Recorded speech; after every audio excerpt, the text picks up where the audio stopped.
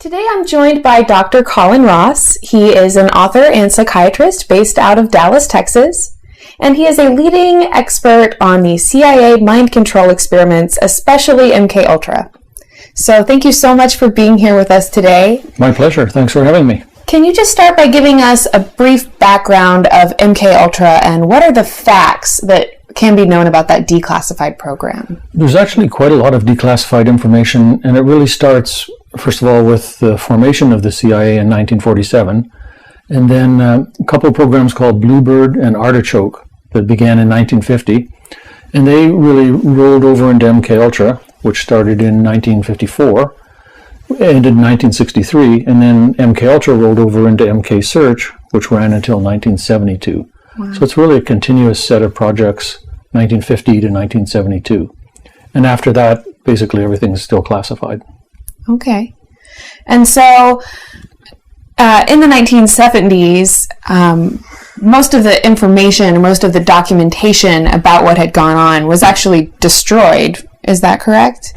What we're told is that in 1973, Richard Helms, who was then the director of the CIA, ordered the destruction of all mind control documents, MKUltra and related programs. But apparently 7 boxes survived in an archive and were discovered later. And those are the now public domain documents that I've investigated that other people have read. Okay. So what were the primary intentions behind these mind control experiments? The mind control experiments had several different purposes, not just one. If you look at the MKUltra projects, there was 149 of them, and they roughly divide 1/3, 1/3, 1/3. So a third were basically contracts to acquire certain chemicals, compounds, mushrooms, and so on. So they're just industrial procurement contracts, basically. About a third were relatively benign, kind of academic research contracts, scattered around a whole set of different universities. And most of the time on those, the money would go from the CIA to a front organization, and then from the front organization to the investigator. And the investigator would be unwitting, meaning that he didn't know it was CIA money. Okay. And then in a third of contracts, the investigator was cleared at top secret, was witting, and knew there was CIA mind control money. And those ones were hypnosis, sensory deprivation isolation, LSD, a whole bunch of different projects, which were bits and pieces of the overall mind control program. Right. And so, we hear about, the Manchurian Candidate, this idea that the CIA was actually doing these mind control experiments to create assassins or to create people that they could otherwise control. Is there truth in that, or is that kind of maybe an isolated incident? Like, what is the truth in a statement like that? The Manchurian Candidate is basically based on the book and the movie, The Manchurian Candidate, which was then remade by Denzel Washington a few years ago. And it's really, of course, the Hollywood version is fiction, but it's based on fact. And when I say fact, I mean clearly documented in great detail that going back to the Second World War, these people were operational and used in a whole variety of different types of missions. What it really is the Manchurian Candidate is an artificially created multiple personality, where you, through a variety of techniques, create a new identity inside, and then there's some sort of code word, and the identity can be called out, given the mission assignment, and the regular person has amnesia for the mission. And so the idea, as far as I can figure out, is if the person's captured and interrogated, they're more resistant to interrogation because the out front person doesn't have any knowledge of the mission. Right. And these are described in documents going back to a book published in the 40s, up to the early 70s, a newspaper article, and in the declassified CIA documents. They describe real-life simulation experiments combined with operational use. And it's in detail, it's very clear. Right. So what about, some of the people that that were supposedly a part of these experiments, like the Unabomber and, of course, like Ken Kesey. Is there truth in those statements? Like, are there still people walking around today that were part of these experiments that are still perhaps being affected by that treatment? The actual programs where Manchurian Candidates were operational are embedded in a whole large set of experiments. So you could be in, say, an LSD experiment at Edgewood Arsenal, as a soldier, and that's all you were involved in. You took LSD 2, 3, 4 times, nothing more. Or you could be involved in just a sensory deprivation experiment. Or you could be involved in the whole program to create the Manchurian Candidate, which would be probably a relatively small number of people. Right. But in terms of being involved in documented experiments, for sure, the Unabomber was an undergrad at Harvard, and while he was an undergrad at Harvard, he was involved in 2 things. Dr. Murray was doing basically sort of Guantanamo Bay enhanced interrogation experiments, back in the decades prior. And Kaczynski was a subject in those experiments for a good chunk of his undergraduate years. Very coercive, overwhelming interrogation experiments where you were tearing the person down, tearing down their belief systems. Right. And he was also involved in LSD experiments where the LSD was supplied by a Dr. Robert Hyde, who was a top secret MKUltra contractor on 4 or 5 different sub-projects. All of that completely documented. Okay. Ken Kesey, Allen Ginsberg, Timothy Leary, all of those guys first got LSD from Army, CIA psychiatrists, and that is also all documented. Right. So how many people would you estimate were subjects in any of these experiments? The exact number is basically unknown, but if you just do the arithmetic in the mid-70s, 76 I think it was, the General Counsel for the U.S. Army in some Senate hearings released a list of about 125 different compounds that the Army had tested and said that LSD alone, there was 1,500 subjects. It's probably actually more like 4,500. Wow. But if you figure just the Army, and this is just what they're admitting to, 125 projects, 1,500 per compound, and then you look at the other branches of the military and the CIA, it adds up to tens or hundreds of thousands of people got at least one dose of some mind control compound. So it's not just, a few hundred people or a few thousand. It's a large number of people. Wow. In one of your videos, you talk about a little girl who received electric shock treatments, and you said that she received something like 103 treatments with 6 actual shocks per treatment. And that she's still alive today. She's 25 years, she doesn't have any memories from before she was 25 years old. Right. She was actually not a little girl when she was brought into the experiment. She was 25 years old. Right. And I have her medical records. She's received compensation from the Canadian government. Again, this is all completely documented. And it was Dr. Ewan Cameron at McGill in Montreal, who was a MKUltra contractor, a very big guy in world psychiatry, American Psychiatric Association, and so on. And his experiments were exactly what you described. So she's brought into the hospital, referred by her family physician, sort of mildly to moderately depressed, a bunch of young kids, a lot of stress as a mom, right, but not severely mentally ill. And she thinks she's just coming in for help with her depression. She ends up with 103 electric shock treatments from May to September 1963. In each of those treatments, she got 6 times the normal dose of electricity. Wow. She was also subjected to prolonged drug-induced sleep and what was called psychic driving, where they play tape loops over and over and over and over and over with certain statements or instructions in them. At the end of this process, which is all documented in the medical records, she was incontinent of feces and urine, didn't know her own name, didn't know where she was, didn't recognize her husband, didn't even know what the concept of a husband was, and had to gradually relearn all of that. And then when I interviewed her in the late 90s, a vivacious, together, interesting, talented woman, no apparent psychiatric problems at all, complete amnesia from age 25 back to birth. Wow. And in the bluebird and artichoke experiments, the documents describe the problem of disposal of subjects. That's what it's called. And one way to dispose of subjects, of course, is to kill them. But other methods include wiping out their memories. Right. So obviously the CIA and the military are not interested in wiping out somebody's memories as a mental health treatment. It's all about intelligence and warfare. Right. Why would you need to wipe out somebody's complete memories? So something like that, was that kind of an isolated incident of something so extreme happening? Or is that kind of, is that kind of the norm for experiments like that were being done? The norm for experiments, there isn't really exactly a norm, because it ranges from very bland, benign, typical academic research through to experiments like the M. Kelcher, Ewan Cameron experiments, where somebody's memory is wiped out for their entire life up to age 25, to experiments where one of the side effects is the person dies. And these are often published in mainstream psychiatric journals. So the strange thing is all this secret CIA funding, but slightly sanitized, cleaned up versions of the research were published in mainstream journals, including kind of casual statements that several of the people died. Wow. Do you have any way of estimating how many deaths perhaps were a result?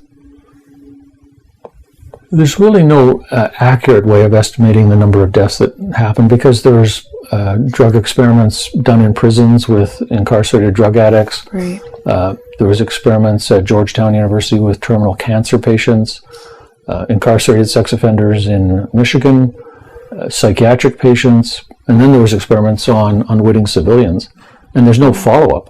So part of the ethics of this is you do these pretty dangerous experiments, which could cause medical problems, psychiatric problems, and then there's really no follow-up. Right. So it's basically impossible to guesstimate, but it wouldn't be one or two people.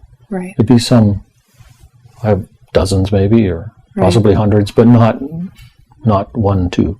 So I guess just get started letting us know what military mind control is and what people should know about military mind control. Well, it's exactly what it says. It's the military doing things that we call mind control, which is kind of a loose umbrella term.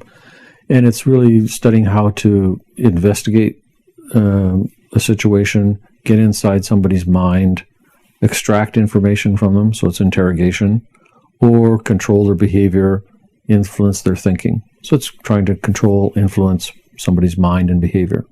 Right. So in previous videos, we discussed MK Ultra and other CIA experiments that were going on. What else would you direct people to, or what else do you think is important for people to know about these experiments that were going on? Well, there's a lot of them. They were funded by the CIA, the various branches of the military.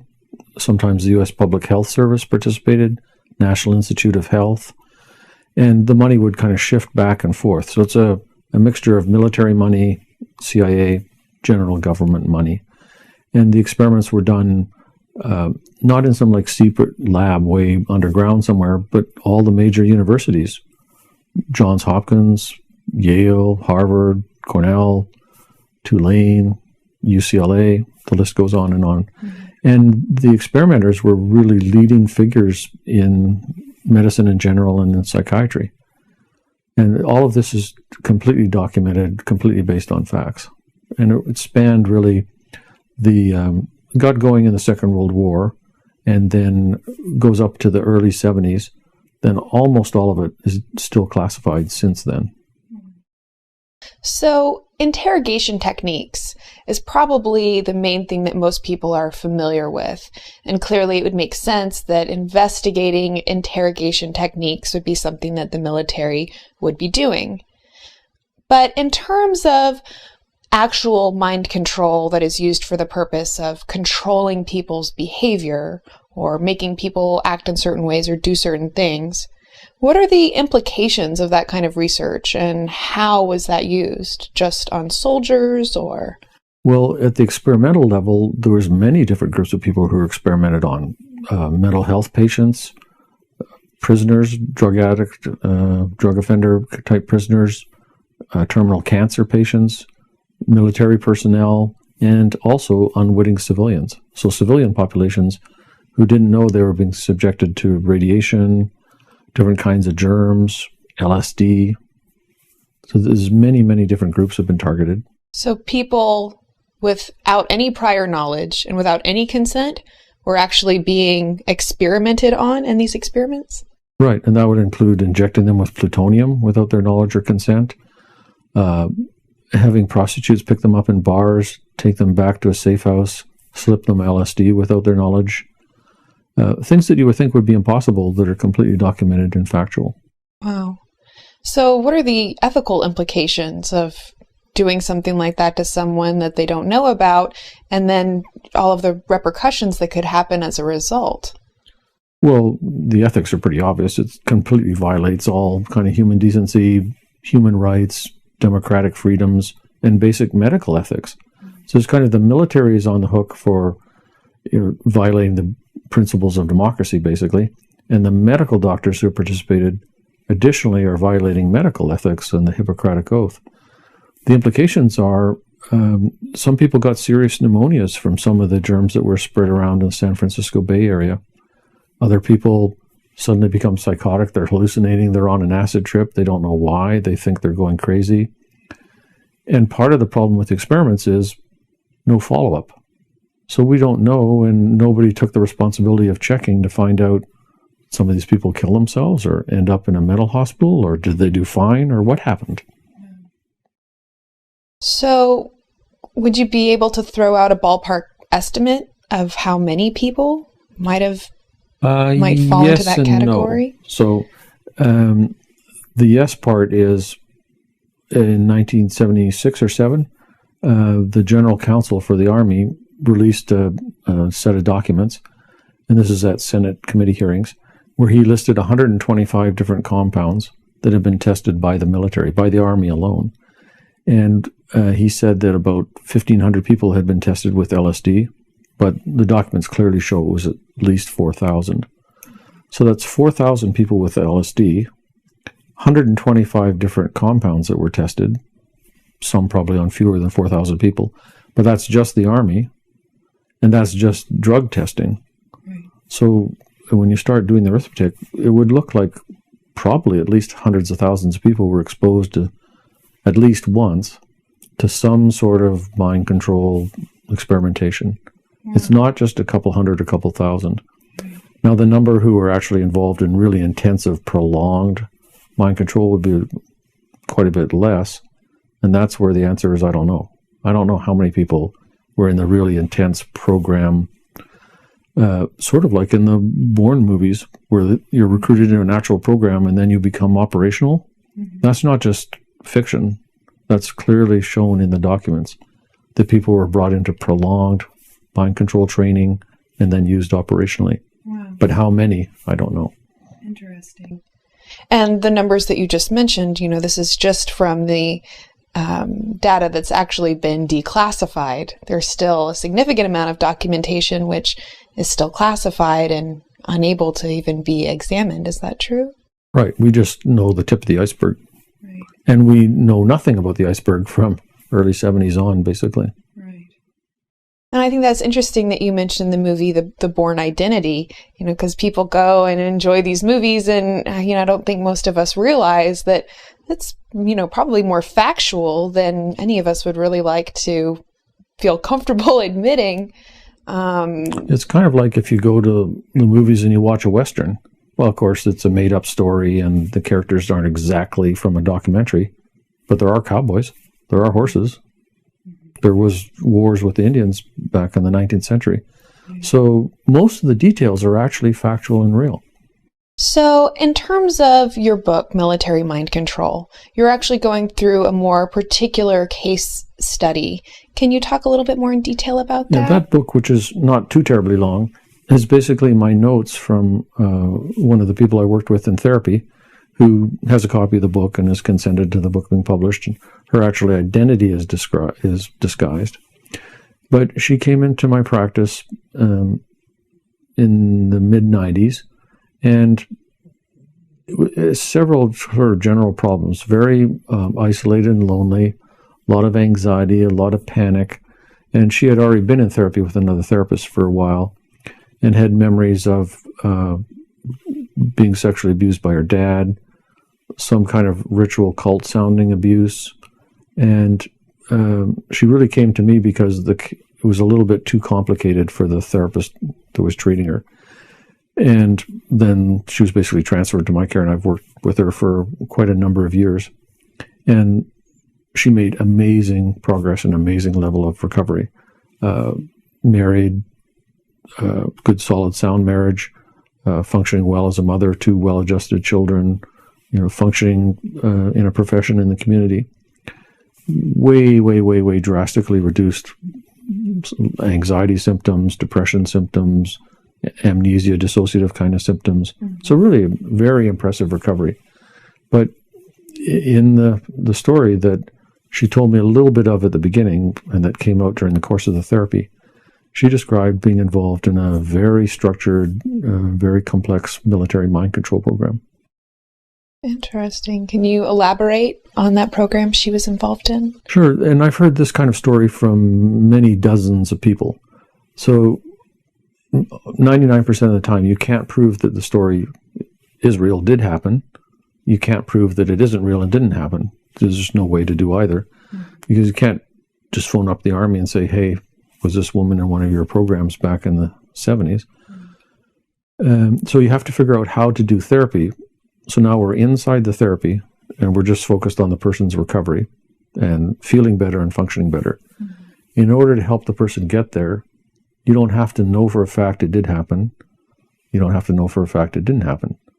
Now, if you want to step out of therapy and sue somebody or accuse somebody in public, then you better have some evidence. And what she described basically was pretty typical kind of story, that it was an unhealthy family. And I've interviewed other members of the family. Her dad is deceased before I met her. Incest from her dad. Her dad was plugged into his former military himself, and he was plugged into some suspicious characters, publicly known people actually, who are definitely crime-related suspicious characters. And he basically took her to a military base. We're not sure of the exact location. And repeatedly, this training and experimentation was done on her. And it included things that are also in the documents. So these are documented elements of mind control. They're not like totally unheard of. Whether it's actually true, she actually experienced that, can't prove or disprove. But what she's describing is very similar to what's in documents. And that is, first of all, she's a kid. She's taken in there. There's sensory deprivation, isolation type things done to her. There's she's drugged at least on the trip there and the trip back, maybe during the trip. And some of the steps out of the documents a little bit. So she's subjected to training films of various kinds, some memorization exercises.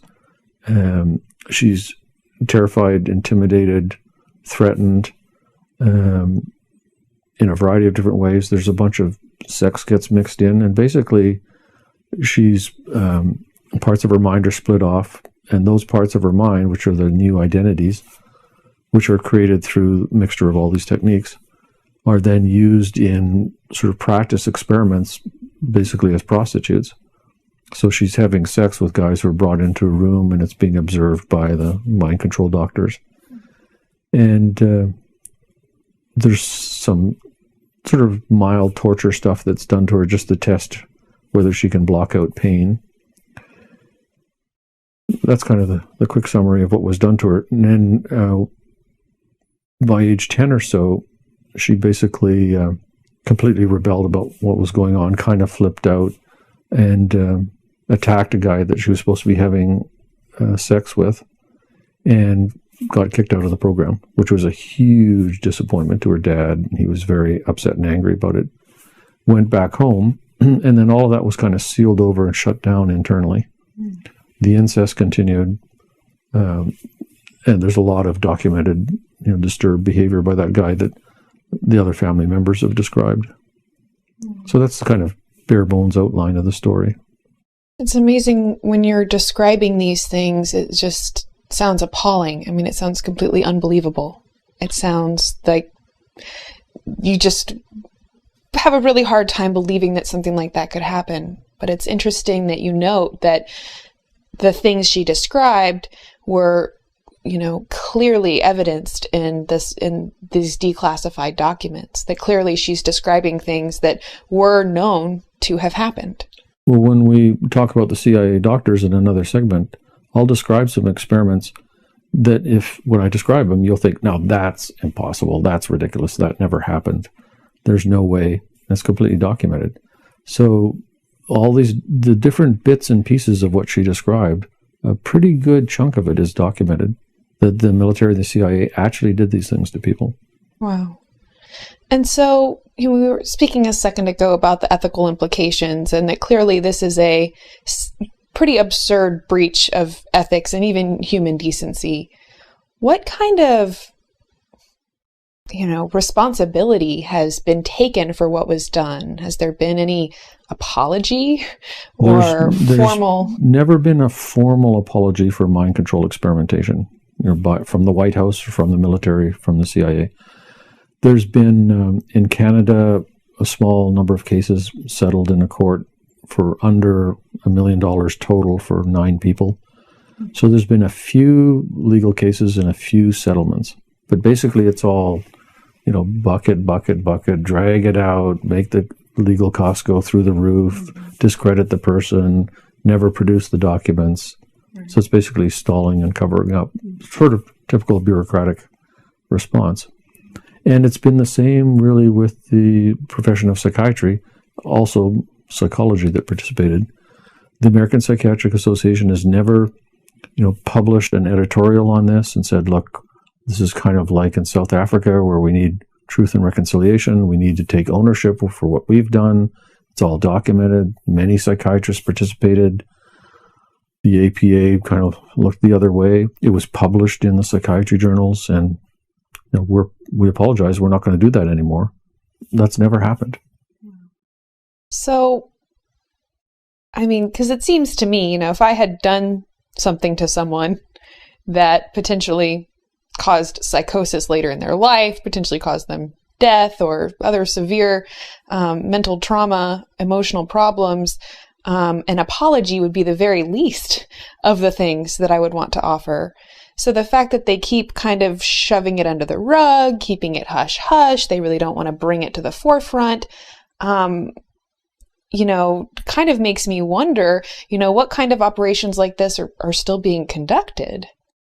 Well, as I've said in some other segments, my view is that it's completely unbelievable that there aren't operations going on today and experiments going on today.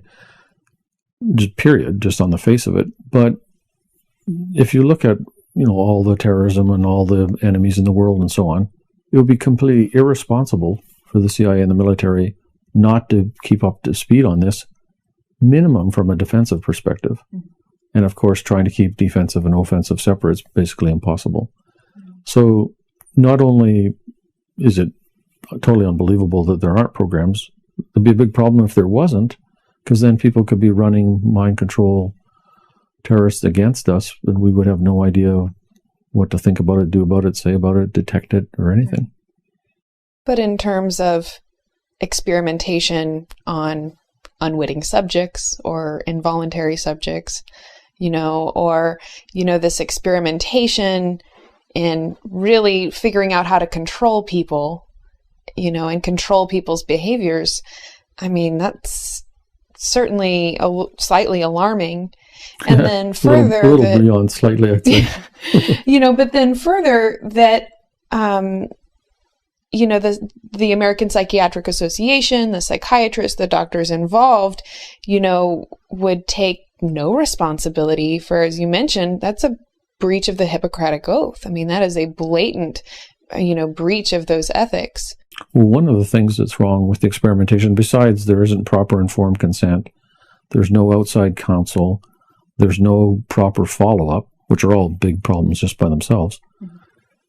And the people are generally not told that, hey, this is funded by the CIA, and they're just trying to figure out how to interrogate people at Guantanamo Bay. It's all disguised as medical research for some medical purpose. Besides that, the experiments are deliberately creating mental disorders that are in the diagnostic manual that psychiatrists are supposed to be treating, not creating. Right. So that's like ridiculous violation of ethics to be creating.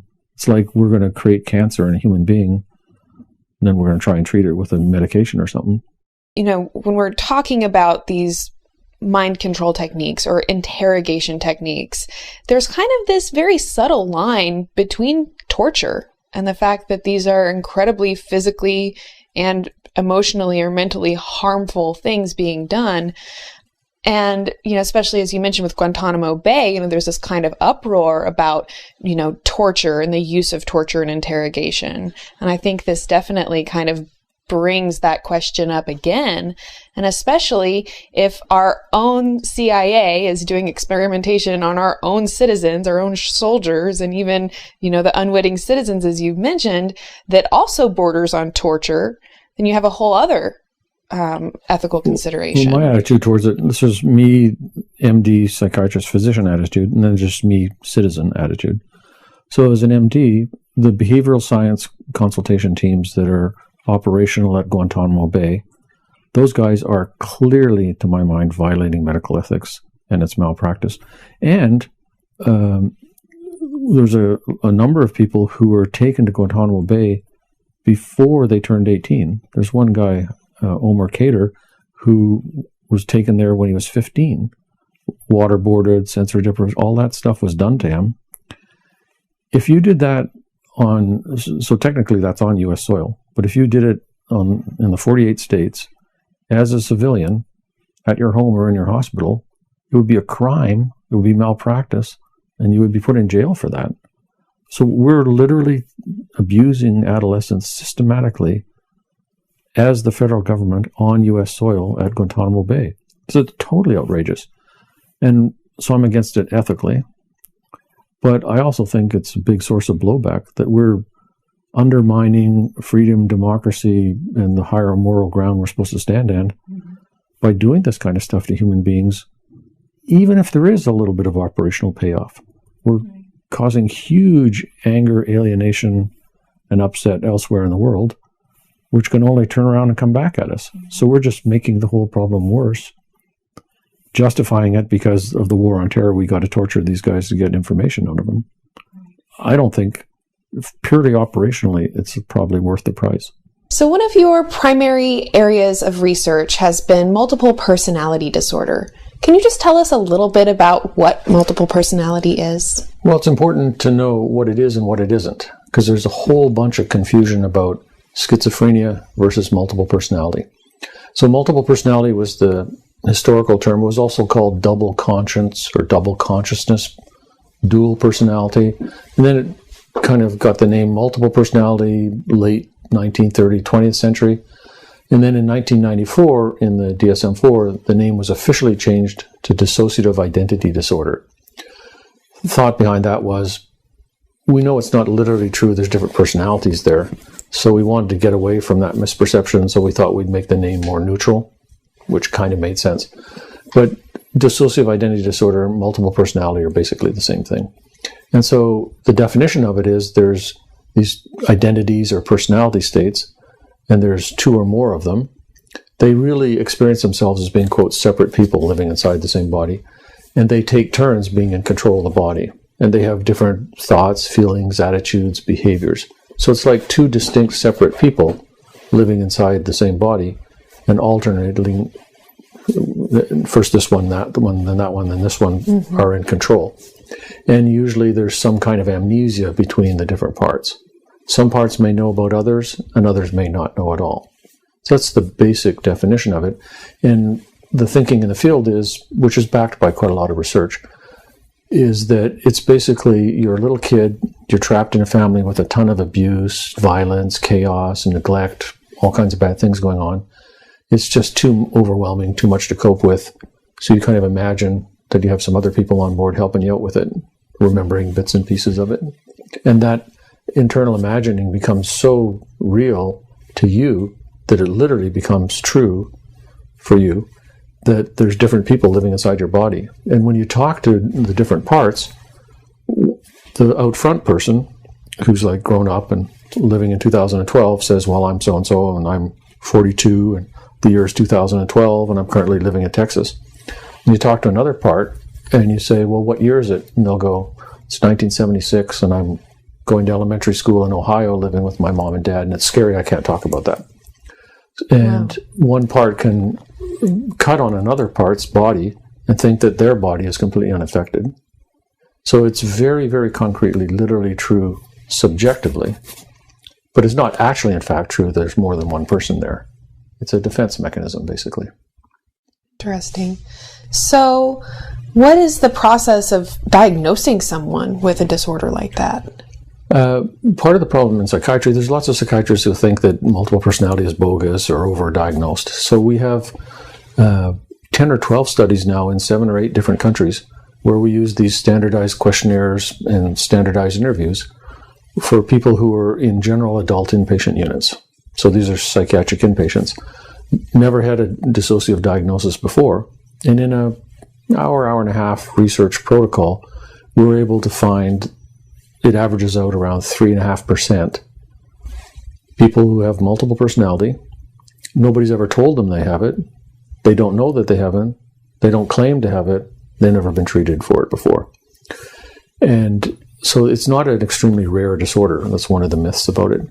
And basically 99 out of 100 medical schools, you get no teaching on how to make the diagnosis at all. So you have the attitude that it's rare, or maybe totally bogus.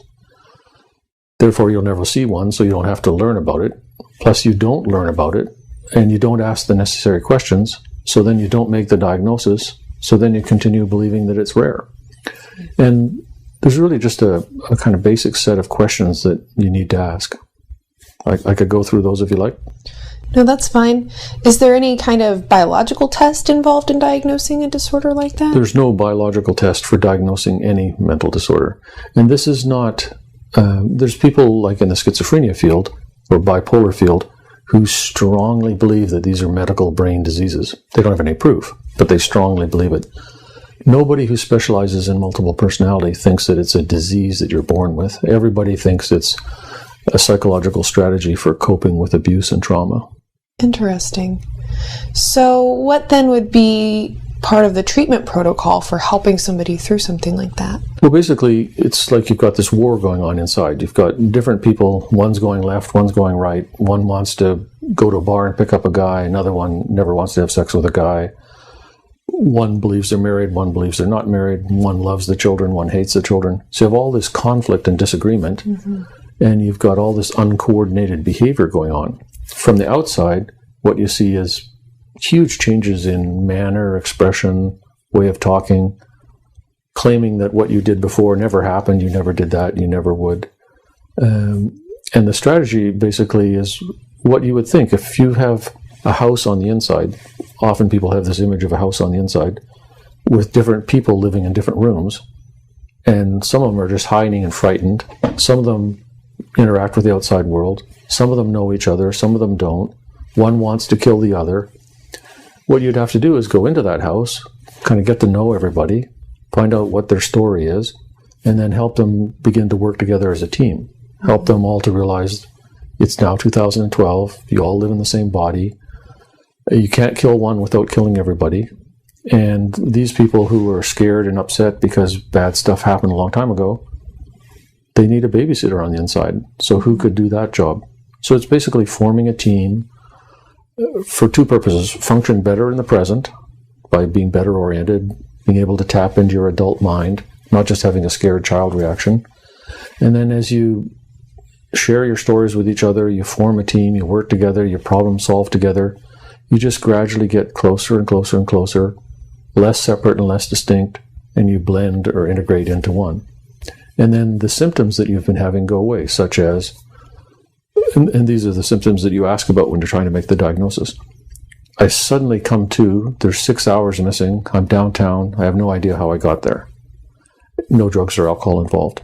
Or I open up my closet, there's a whole bunch of outfits there, completely different from any clothes I'd ever buy, and there's the bag with the receipt in it. It's clearly my credit card. It was bought yesterday at the mall. I was missing 4 hours of time yesterday. So you see evidence of behavior that you've done. Right. You have these periods of missing time, and you have voices talking out loud inside your head, which is the other parts, talking to you, talking to each other. And once you get those symptoms, the clear, structured missing time going on in the recent past, the voices talking to each other, being told of stuff that you've done that you don't remember, people describing you behaving differently, coming to in a new location, and then combine that with the history of childhood trauma and abuse, you're half to 3/4 of the way to making the diagnosis already. And then there's some additional questions. Interesting. So it sounds like most cases of multiple personality you feel are due to trauma, usually a traumatic childhood or some kind of traumatic incident that occurs. Right. When you work with people clinically, overwhelmingly, like 95% plus, people describe really intense, horrendous abuse, violence, death of parents, neglect, chaotic childhoods. And there's a few people where it's a little less extreme, but those cases tend to be a little more simple. Not as much internal conflict. Right. Can you kind of give us a little bit more detail about someone that you have helped with multiple personality disorder, or how that treatment actually looked?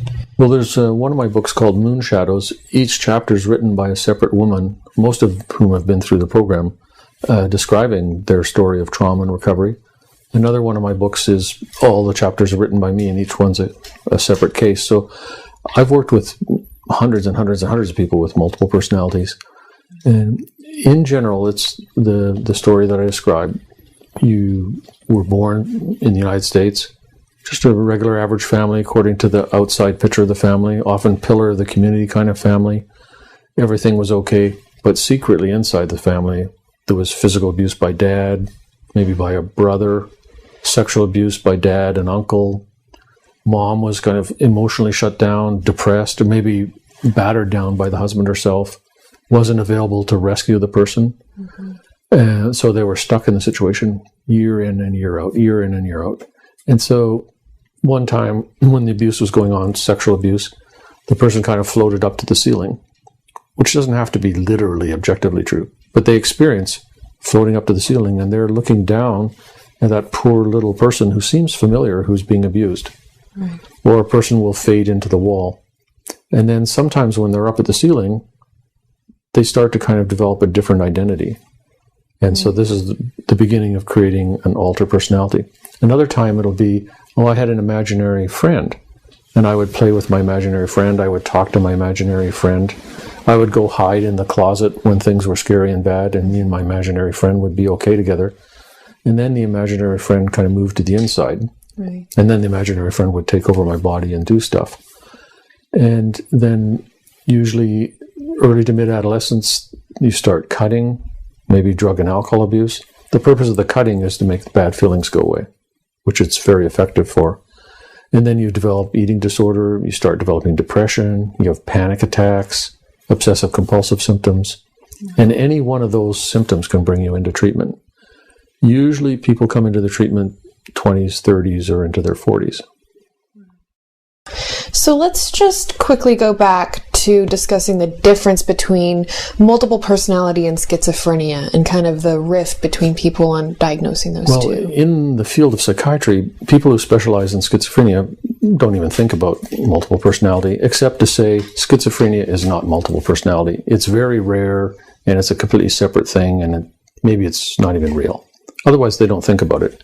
And you could go on all kinds of different websites explaining schizophrenia. It's not caused by bad parenting. It's not multiple personalities. It's a genetic biological brain disease.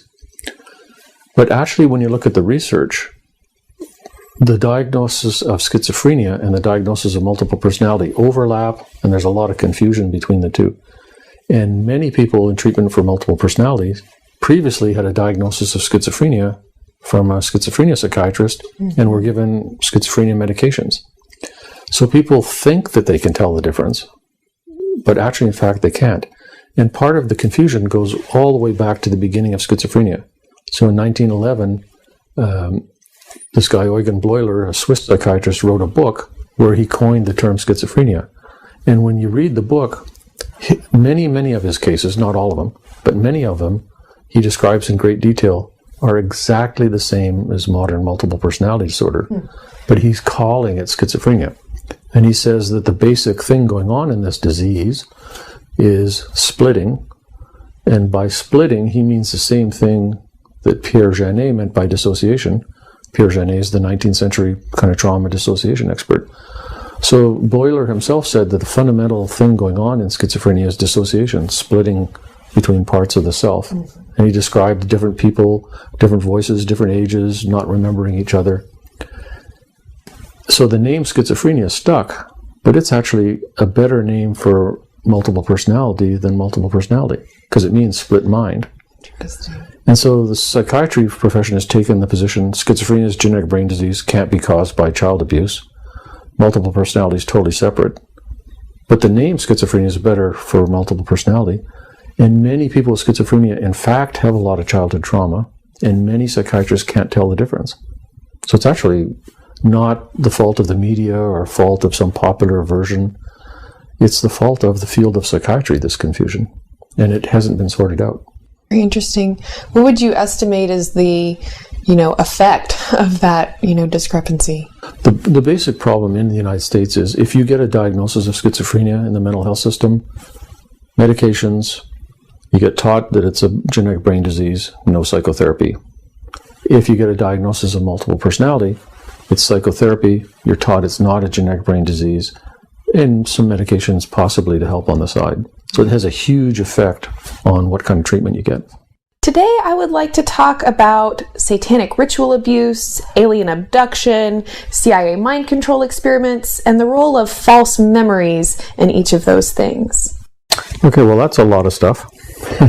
But strangely, these subjects are all linked together. So the false memory controversy has been bubbling along in our culture forever and in psychiatry forever, but really came to the fore in April 1992 when the False Memory Syndrome Foundation was formed. And it was basically a group that identified itself as support organization for men who were falsely accused of incest by their daughters.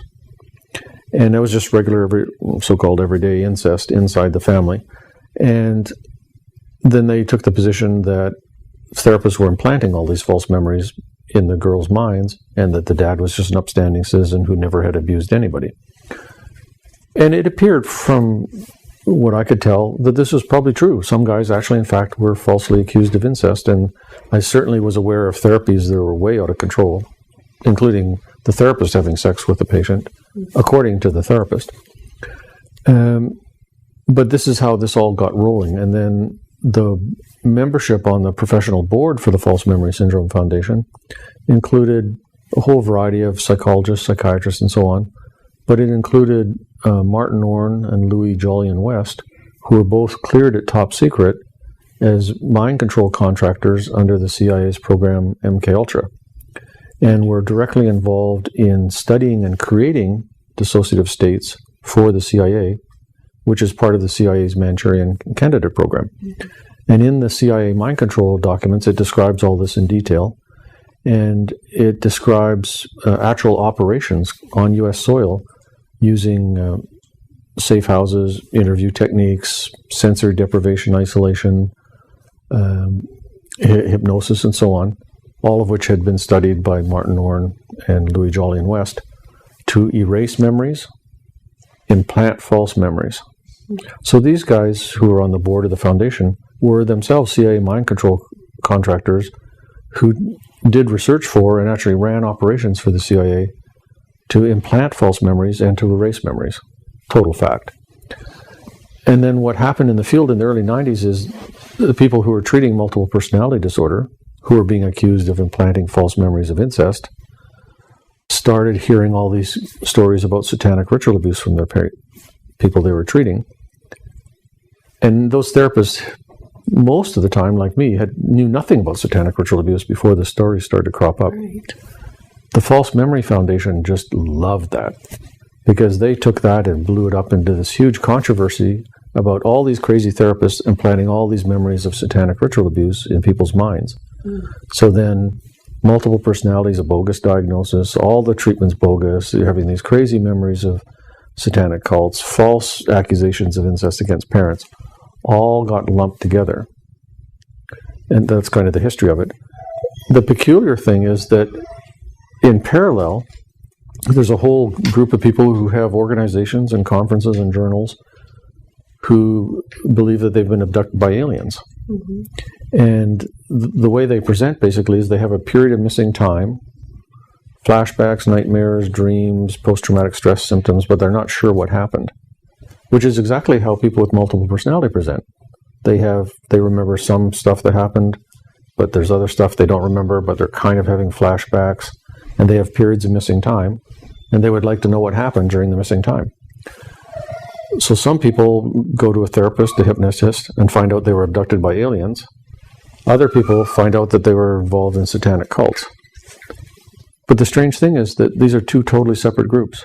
So in 25 years, I've seen one or two people who claim to have been abducted by aliens, and hundreds and hundreds and hundreds of people who claim to be abducted by Satanists or by the government. And if you talk to the people who say that they were satanically ritually abused as children, they'll kind of scoff at the people who think they were abducted by aliens. And if you talk to the people who believe they were abducted by aliens, they don't want to hear anything about those crazy people who think they grew up in cults. Right. So it's just odd the way these two worlds are so divided in our culture. Right. But then the whole controversy flares up again. Where did these people get these alien abduction memories from? Were they suggested by the therapist, implanted by the therapist? Did they get them from the culture? Or did they get them from some kind of real experience? How much research has been done into false memories and implanting false memories in people? Actually, there's been a fair bit of research. The main person is Elizabeth Loftus, who wrote the afterword to my Satanic Ritual Abuse book. And she's done a whole series of experiments. A typical one would be you have two groups of college students, and they both watch the same video. The car kind of goes down the road, turns the corner, goes further down the highway. And they'll ask the first group, well, just tell us what you saw in the video. And they'll give a description. Second group, tell us what you saw in the video. And then after the description, they'll go, well, did you notice the barn? And they'll go, oh, yeah, there was a barn, and it had a red door. And actually, in fact, there was no barn there. Or she'll say, first group of students, how fast do you think the car was going when it hit the pole? And they'll say 32 miles an hour. Then the second group, who's watched the same video, how fast do you think the car was going when it smashed into the pole? And they'll say on average 39 miles an hour. So your memory can be strongly influenced by simple suggestion by the researcher. And that's the implantation of false memories. And then she took that to another level with the Lost in the Mall study, where she asked people to describe having been lost in a mall as a kid. They went into elaborate stories about how scared they were. But the researchers had already talked to the family and knew that, in fact, they never had been lost in a mall. So you could suggest the slightly more elaborate, involved, slightly traumatic kind of memory as well. And then the False Memory Foundation used this as ammunition to prove that all these memories in therapy were all false. So it's kind of the power of suggestion that we hear about. Which is definitely a strong effect. Interesting. So back to the looking at, satanic ritual abuse and alien abduction and these different things. You talked in the previous video where we were talking specifically about satanic ritual abuse that even after seeing lots of different patients who had come to you and recounted these supposed memories of being abused in these satanic rituals, that you kind of came to a point where you didn't know definitively that it did happen, but you also didn't know definitively that it didn't happen. Right. So it kind of sounds like in most of these cases of instances where somebody's claiming that these are false memories, that's kind of the situation. We kind of aren't going to be able to definitively know whether they're false or not. Right. Occasionally somebody will describe something that's physically impossible, like they were decapitated when they were 4 or something. So then you'll know for sure. And occasionally the perpetrator's been convicted, has confessed, there was videotape evidence, but 99% of the time you don't have proof one way or the other. There's a nice paper published maybe 15 years ago or so, a therapist who absolutely does not believe that alien abductions are real. Somebody came to him, missing time, suspected he'd been abducted by aliens. The therapist was a hypnotist. Did a whole bunch of therapy work with them, including hypnosis, for about 6 months. He recovered all these memories of alien abduction. They talked about them. He processed the whole thing. All the post-traumatic stress settled down. Completely satisfied with the therapy. Thanked the therapist and was a complete treatment success. But the therapist absolutely believed that none of it ever happened. Now, that was just the therapist's personal belief system that he didn't communicate to the client. So helping the person needs to be disconnected from your personal belief system. Right. And if you have somebody who comes in with multiple personalities, they're suicidal, they're depressed, they think they're going to go to a cult ceremony next week, and you personally don't believe it's real, and you just say to them, come on, like, get real, that's not anything that ever happened in this country. They'll just get more suicidal, probably slash their wrist with the first available thing, and feel betrayed and rejected by you and get worse. And so, just telling somebody that you do or don't believe isn't the way therapy operates. So, in terms of, people who may have these memories and they may be false or they may be not, what would you say to someone? I mean, I guess recommending that they see a therapist or that they see someone to try and talk through it. Basically, any kind of support you can get is good, healthy support. So whether that's a friend, a spouse, a church, a counselor, a natural therapist who's billing an insurance company. And if you're looking for a therapist, try and make sure it's somebody who's knowledgeable about trauma, but has fairly real, solid, good boundaries. Now, in the case of the CIA mind control experiments, and we've actually done several videos where you've gone into detail describing some of those experiences, what is the role of implanting false memories in any of those experiments or any of those research studies? The CIA documents describe in great detail operations on U.S. soil using safe houses, sensory deprivation, isolation, IV barbiturates, and interrogation techniques to either erase memories or implant false memories. So this is something that's actually been done operationally. And in the documents, the problem is called the problem of disposal of subjects.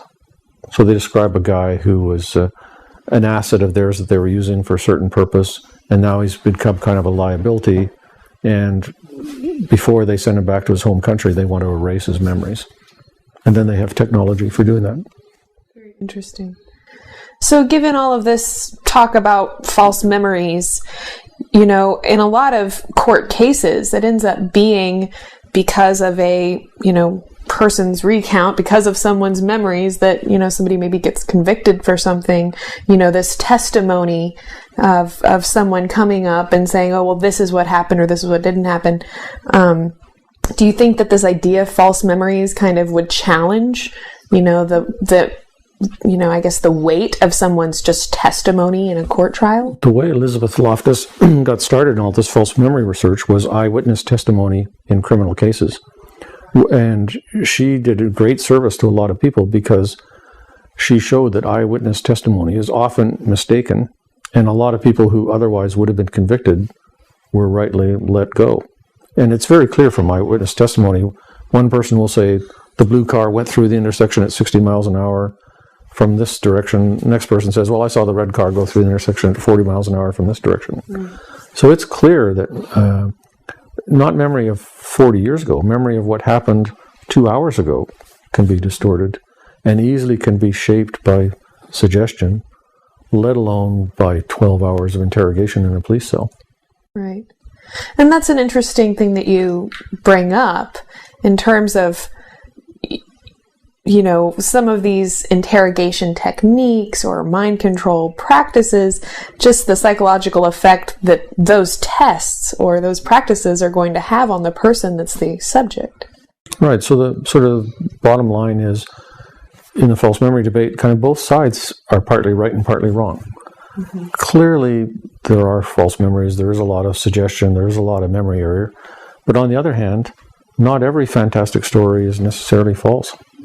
Interesting. And so you have to kind of keep a foot in both worlds and stay neutral as a therapist.